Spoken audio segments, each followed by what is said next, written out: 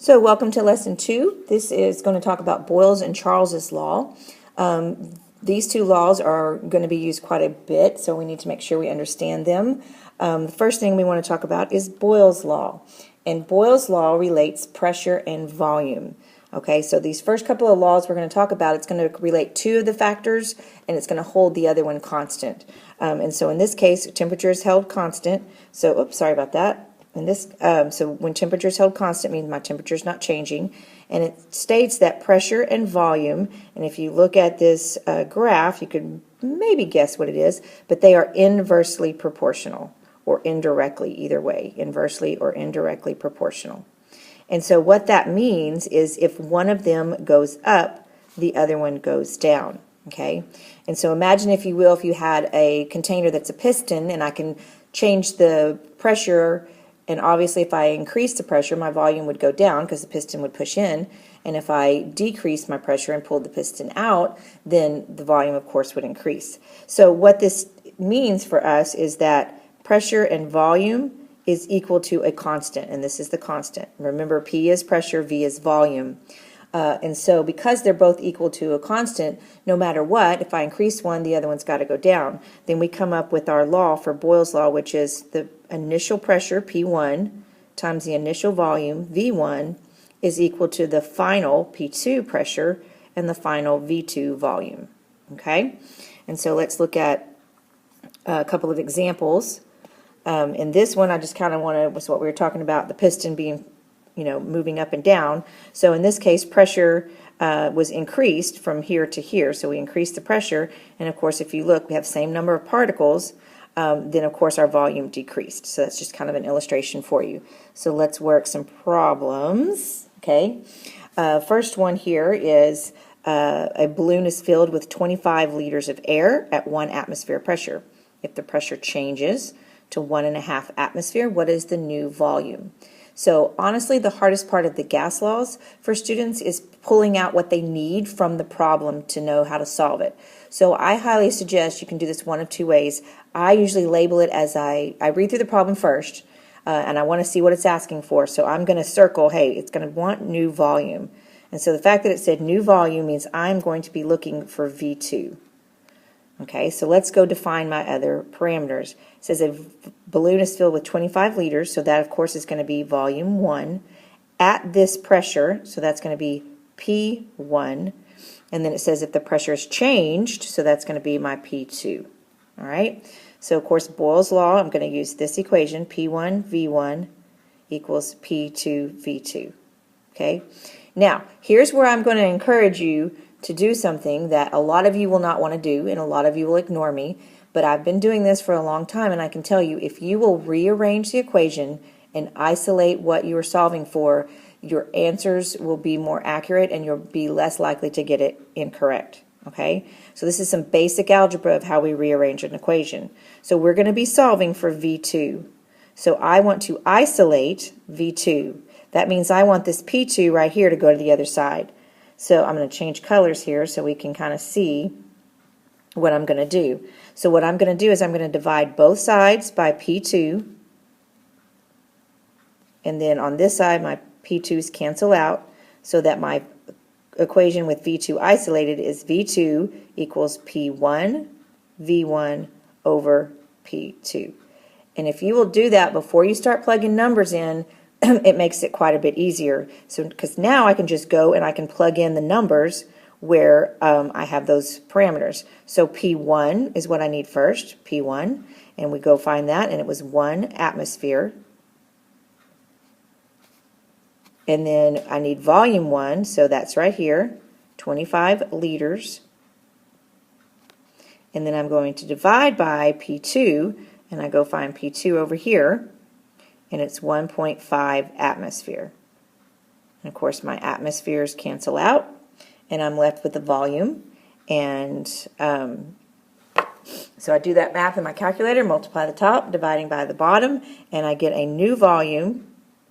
And I've got to round to significant figures, and if I go back and look, everything's in 2, so that makes it easy. So it's 17 liters. And there's a way we can double check ourselves. A lot of times I like to tell you to do it before the problem even is calculated, so you can say, hey, I probably am on the right track. And that is, remember, pressure and volume are inversely proportional. So if I see that my pressure increased, then I expect my volume to decrease, because remember, inversely proportional means if one goes up, the other one goes down. So I could say, okay, my pressure increased, I expect my volume to decrease. It did, so most likely I'm on the right track, and I can box my answer and be, whoops, that looks like one, I boxed that wrong, that looked like 117, okay? So let's work another one, another example to make sure we've got the hang of this law. Okay, this one said a balloon is filled with 73 liters of air at 1 atmosphere. What pressure is needed to change the volume to 43 liters? Okay, so it's saying what pressure is needed, and we're changing, so that means I'm going to be looking for P2. Okay, so that means the other pressure has got to be P1. And since that's P1, this is going to be V1. And of course, it was changed to 43 liters, so now that is going to be V2. All right, and so let's do what we think is going to happen before we even start the problem. So my volume went from 73 to 43. So my volume decreased, so I'm going to expect my pressure to increase, because what happens to one, the opposite happens to the other. Okay, so here's our equation, P1 V1 equals P2 V2. Okay, and we're going to be solving for P2. So I'm going to divide both sides by V2 so that my, oops, 2 is not working, V2, so that when I'm ready to plug and chug or plug and go, I'm going to have P2 is equal to P1 times V1 over V2. Now, both times we solve for something on the second side, excuse me, you can solve for P1 and V1 too. And so sometimes it'll say things like, what was the original pressure? Okay, and so that would be a clue that you're solving for the P1. So now let's solve. So we put in P1, which was 1.3 atmosphere. Then we put in V1, which was 73 liters. And then we divide by V2, and we go find that, and it was 43 liters. Now my liters are going to be canceled out. I'm going to be left with the unit of atmosphere. Okay? So I'm looking at all my numbers. They're all 2 sig figs, so I'm going to need my answer in 2 sig figs. So I multiply the top, and I divide by the bottom, and I get an answer when I round it, or if it needs to be rounded, of 2.2 atmosphere. So it actually did increase the pressure, which is what we expected. So we'd box that answer and be done with that problem. All right? So I think that's going to bring us to Charles's law. Yep. Okay. So we said pressure and volume were inversely proportional. Okay? I'm going to tell you right now that all the other laws we talk about when we're talking about their proportions are going to be directly proportional. So this one, the volume of a gas is directly proportional to its Kelvin temperature if the pressure is held constant. Kelvin temperature, this is all temps, can't stress this enough, must be in Kelvin for the gas laws. Okay, they have to be in Kelvin. And so because it's a direct relationship, it's going to look like this. Volume divided by pressure is going to be equal to that constant. Okay, and so this law looks like this. V1 over T1 is equal to V2 over T2. Okay, now I encourage you to go ahead and learn it like this.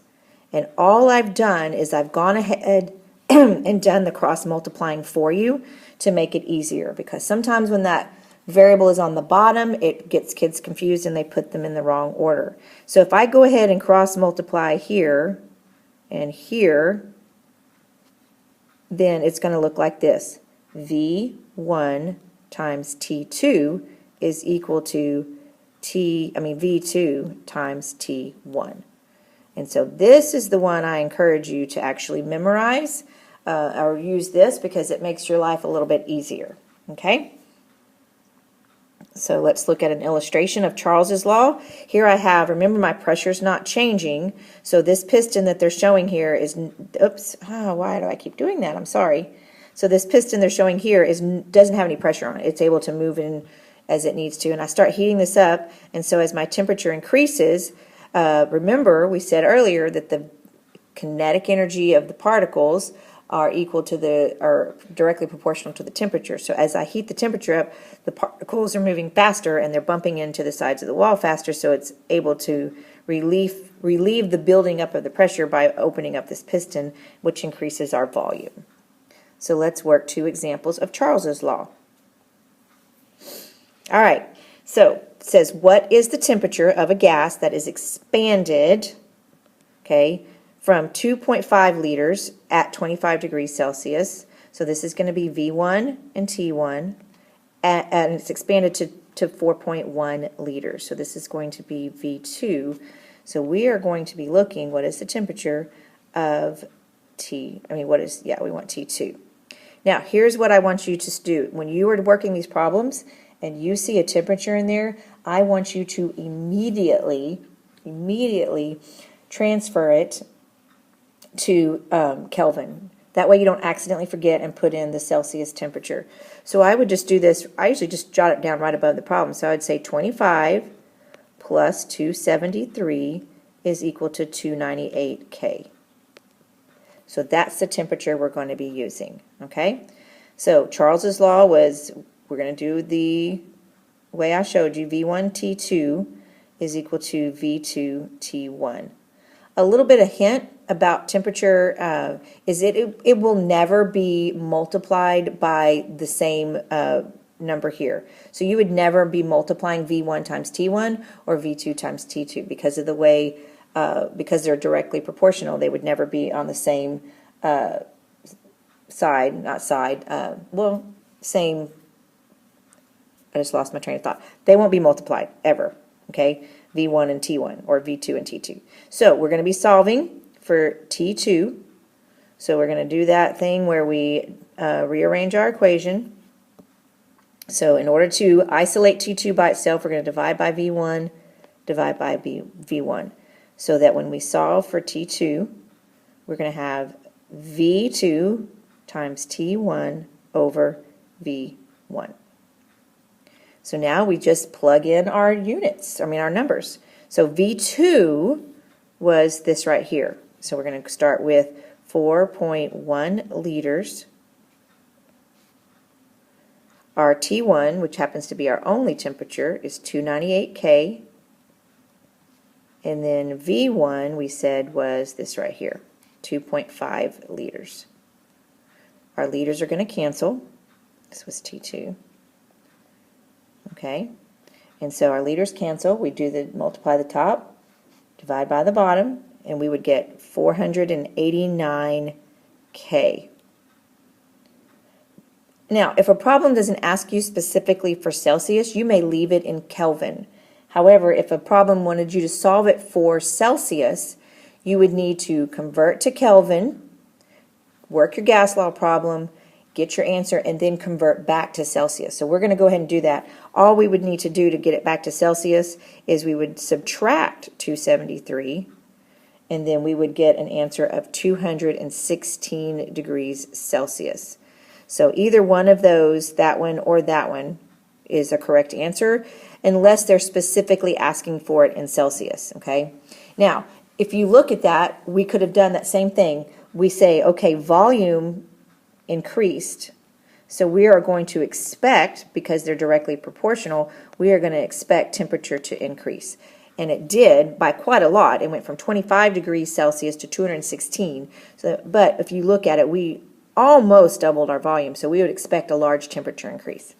So let's do one more example, and then we will be done with this lesson for today.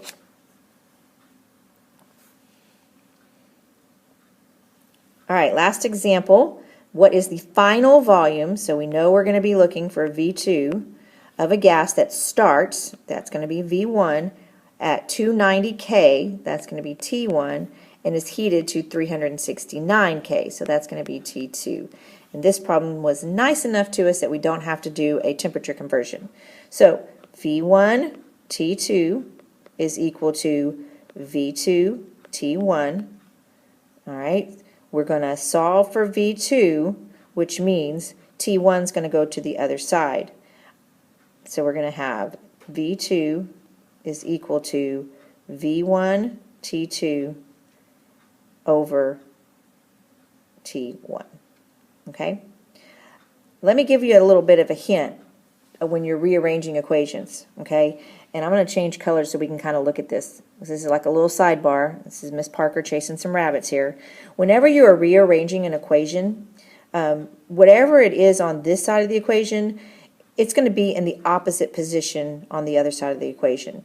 In other words, right here, I'm solving for, well, go ahead. Let's say I was solving for V1 right here, and I wanted T2 to go to the other side. Well, it's on the top here, so on the other side, it would be on the bottom, okay? So that's just something to keep in mind. It's a little handy hint that might even help you in algebra. If you're rearranging an equation, I'll say it again, if you're rearranging an equation, and you want a parameter to go to the other side, wherever it is on the side it's on, it will be in the opposite position on the other side, okay? So if it's on the top on one side, when you move it to the other side, it'll be on the bottom. If it's on the bottom on one side, when you move it to the other side, it'll be on the top. It's just a little tip for you. Okay, so now let's get back to this. Sorry about that. We are going to plug our answers in, our parameters, excuse me. So V1 is what I need first. V1 is 8.3 liters. And then I need T2 on the top. And I have 369 K. And then I need T1 on the bottom, which was 290 K. So our Kelvin are going to cancel out, and I get that my new volume with two significant figures is 11 liters. So I want to check, let's see what happened in this problem. The temperature increased, so we expect that the volume would increase, and it does. So we are done.